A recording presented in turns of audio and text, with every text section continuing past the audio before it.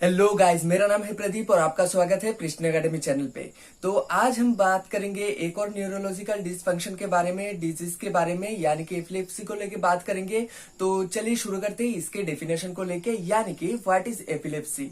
Epilepsy is a disorder which is related to the dysfunction of the nerve cell in the brain. यानी कि epilepsy जो होता है ये एक डिसफंक्शन होता है नर्व सेल का, यानी कि न्यूरॉन का ब्रेन के अंदर। और कभी कभी देखा गया है कि ये हम लोगों का जो नर्व सेल होता है या फिर नर्वस टिश्यू होता है ये खराब हो जाता है, यानी कि डिसफंक्शन कर जाता है, हो जाता है। इसके कारण एपिलेप्सी होता है विच इज कॉजिंग सीजर, यानी कि ये कॉज करता है किसको, खिंचाव को कॉज करता है, यानी कि प्रोड्यूस करता है। अब खिंचाव कौन कौन सी चीज में हो सकता है, जैसे कि नर्वस सिस्टम में जो खिंचाव आता है तो ये एपिलेप्सी के कारण ही होता है, नर्व सेल डैमेज होने के कारण। तो इसको ही कहा जाता है कि epilepsy. So it is occurs for the acquired brain injury, यानी कि ये किसके कारण हो सकता है, खास करके ब्रेन इंजरी के कारण। किसी कारण अगर ब्रेन में इंजरी आ जाए तो इसके कारण ये हो सकता है। जो नर्व सेल में खिंचाव आता है, यानी कि नर्व पे अगर खिंचाव आता है तो ये ब्रेन इंजरी के कारण भी हो सकता है। सच एज ब्रेन इंजरी किसके कारण हो सकता है, ट्रोमा के कारण हो सकता है, और फिर स्ट्रोक्स के कारण हो सकता है। अब स्ट्रोक्स जैसे कि हम लोग जानते हैं कि ब्लड सेल जो होता है, ब्लड वेसल जो होता है उसके अंदर स्टक हो जाना है, यानी कि जो रेड ब्लड सेल होता है ये स्टक हो जाता है, बंद कर देता है और ब्लड चल नहीं पाता। तो इसी समय क्या होता है, ब्लड का प्रेशर वहां पे बढ़ जाता है, और प्रेशर बढ़ने के कारण क्या होता है, ये ब्लड वेसल जो होता है ये फट जाता है। तो इसके कारण स्ट्रोक्स होता है। तो ये हम लोग जानते हैं। तो इसके कारण खास करके ब्रेन इंजरी होता है। तो ब्रेन इंजरी के कारण क्या होता है, सीजर जो होता है वो कॉजेज होता है, यानी कि बनता है, और फिर इसके कारण एपिलेप्सी प्रोड्यूस होता है। May result for a genetic disorder, और एक और कारण है इसका, जेनेटिक डिसऑर्डर भी हो सकता है एपिलेप्सी का दूसरा कारण। और कभी कभी होता है कि ब्रेन इंजरी जो होता है ये कभी कभी बड़े जो एक्सीडेंट होता है उसके कारण भी ब्रेन इंजरी होता है, उसके कारण भी एपिलेप्सी हो सकता है। तो ये कारण बनता है कि एपिलेप्सी क्यों होता है, यानी कि ऑकरिंग।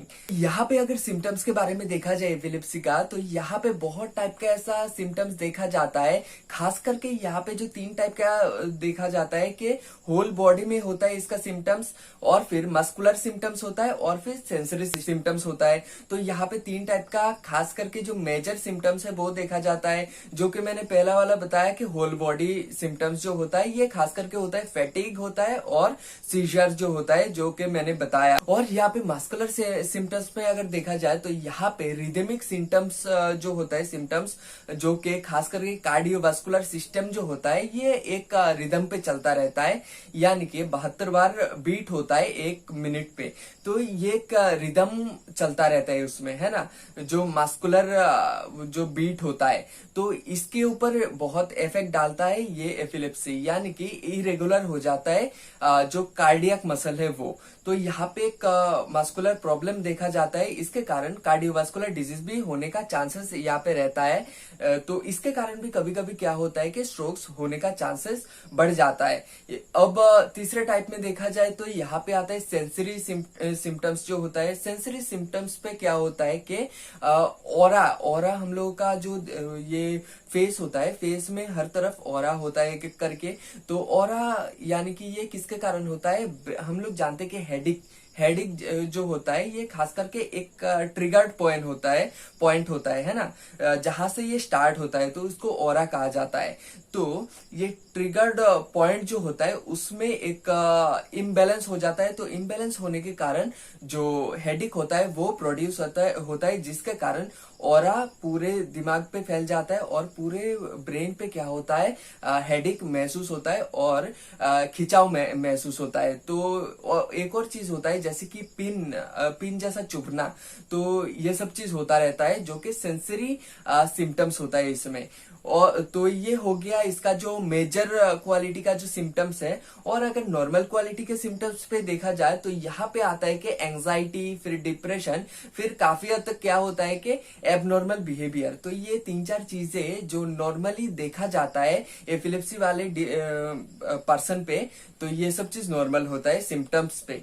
और फिर इसके ट्रीटमेंट को अगर देखा जाए तो इसका कोई खास इतना ट्रीटमेंट नहीं है जो कि पूरी तरीके से क्योर हो सके बहुत जल्दी, लेकिन इसका मेडिकेशन है जिसको जो कि यूज करके कुछ हद तक हम लोग इसको कंट्रोल कर सकते हैं। और कभी कभी क्या होता है कि अगर लो स्टेज पे रहे यानी कि बहुत ही फास्ट स्टेज पे रहे, इसको पूरी तरीके से मतलब क्योर किया जा सकता है। तो यहाँ पे मेडिकेशन के बारे में देखा जाए तो यहाँ पे 3 क्वालिटी का मेडिकेशन यहाँ पे मिल जाता है, यानी कि मेडिसिन मिल जाता है और ड्रग्स मिल जाता है एपिलेप्सी को कंट्रोल करने के लिए, प्रिवेंट करने के लिए और काउंटरएक्ट करने के लिए। जो पहले क्वालिटी का जो यहाँ पे ड्रग्स मिलता है यानी कि मेडिसिन मिलता है, इसको कहा जाता है कि नार्व पेन मेडिकेशन। तो नार्व पेन मेडिकेशन, इसके बारे में मैं डिटेल चर्चा किया था, मेरा जो पहला वीडियो था।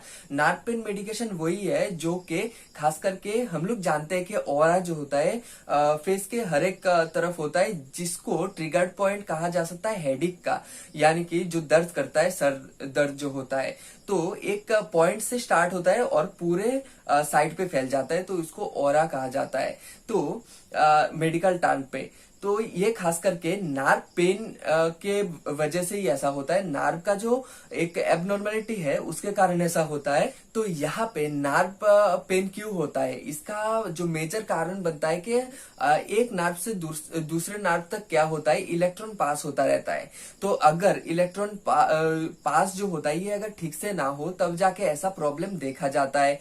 और कभी कभी देखा गया है कि हार्मोनल इम्बैलेंस के कारण भी ऐसा हो सकता है, और कभी कभी जो एंजाइम होता है, एंजाइम के इम्बैलेंस के कारण भी ऐसा हो सकता है कि नार्व पेन हो जाता है और ये पूरे दिमाग पे हेडिक की तरह काम करता है, और कभी कभी जैसे कि पीन चुभने जैसा काम करता है। तो इसको कंट्रोल करने के लिए यानी कि नार्व पेन मेडिकेशन यहाँ पे बहुत टाइप का मिल जाता है, जो कि सबसे ज्यादा मात्रा में 2 क्वालिटी का जो ड्रग्स है, मेडिसिन है, वो इस्तेमाल किया जाता है। पहला वाला जो होता है कि क्लोबाजाम, ये सबसे ज्यादा मात्रा में ये इस्तेमाल किया जाता है, क्लोबाजाम और एसिटाजुलामाइड। तो ये 2 टाइप का ड्रग है और मेडिसिन है, ये सबसे ज्यादा इस्तेमाल किया जाता है, यानी कि क्लोबाजाम और एसिटाजुलामाइड। फिर दूसरे टाइप में देखा जाए तो यहाँ पे सेडेटिव और हिप्नोटिक यूज किया जाता है।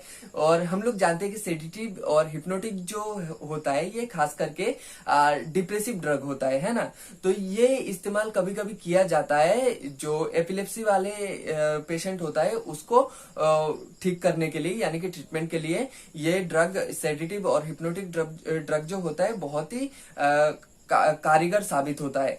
तो यहाँ पे अगर ड्रग के बारे में देखा जाए एग्जांपल के थ्रू, यहाँ पे डायजिपाम बहुत ही ज्यादा मात्रा में इस्तेमाल किया जाता है, जो कि हर एक न्यूरोलॉजिस्ट ऐसे पेशेंट को यूज करता है, पेशेंट के ऊपर यूज करता है, एपिलेप्सी वाले पेशेंट के ऊपर। और फिर मिडाजोलम यूज करता है, यानी कि डायजिपाम और मिडाजोलम सबसे ज्यादा मात्रा में न्यूरोलॉजिस्ट द्वारा एपिलेप्सी वाले पर्सन को यानी कि पेशेंट को दिया जाता है और प्रेस्क्राइब किया जाता है। और फिर तीसरे टाइप में देखा जाए तो यहाँ पे एंटी कॉन्वल्सेंट ड्रग मिल जाता है, और एंटी कॉन्वल्सेंट यानी कि एंटी एपिलेप्टिक ड्रग भी बोला जाता है, जो कि एपिलेप्सी को काउंटरएक्ट और प्रिवेंट करने के लिए या फिर ट्रीटमेंट के लिए बहुत ही ज्यादा इस्तेमाल किया जाता है। इसको एईडीज भी कहा जाता है, यानी कि एंटी एपिलेप्टिक ड्रग, यानी कि एईडीज। तो यहाँ पे अगर एईडीज के बारे में देखा जाए तो यहाँ पे भी 2-3 क्वालिटी का गोल्ड स्टैंडर्ड ड्रग मिल जाता है, जो कि खास करके एपिलेप्सी में बहुत कारगर साबित होता है। पहला वाला जो ड्रग है यहाँ पे कार्बामाजिपाइन सबसे ज्यादा मात्रा में इस्तेमाल किया जाता है। तो ये गोल्ड स्टैंडर्ड ड्रग है जो कि एंटी एपिलेप्टिक ड्रग होता है, यानी कि एईडीज होता है। तो आज मैं बताया एपिलेप्सी के बारे में, उसके डिटेल, उसके सिम्टम्स और उसके मेडिकेशन के बारे में, यानी कि मेडिसिन के बारे में और ड्रग्स के बारे में। तो नेक्स्ट वीडियो में हम लोग किसी दूसरे एक न्यूरोलॉजिकल डिसऑर्डर को लेके बात करेंगे। तो आज के लिए इतना ही।